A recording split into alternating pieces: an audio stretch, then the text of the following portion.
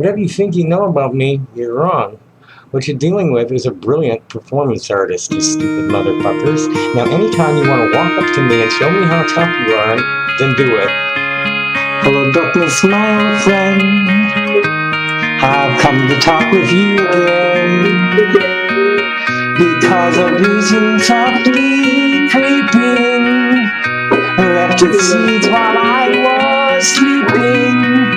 And the vision that was planted in my brain still remains within the sounds of silence.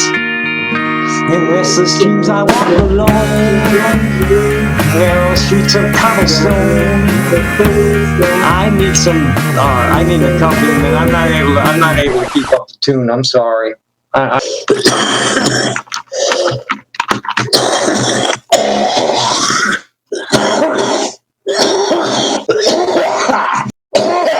COPD, bad incontinence, Babylonian sex magic.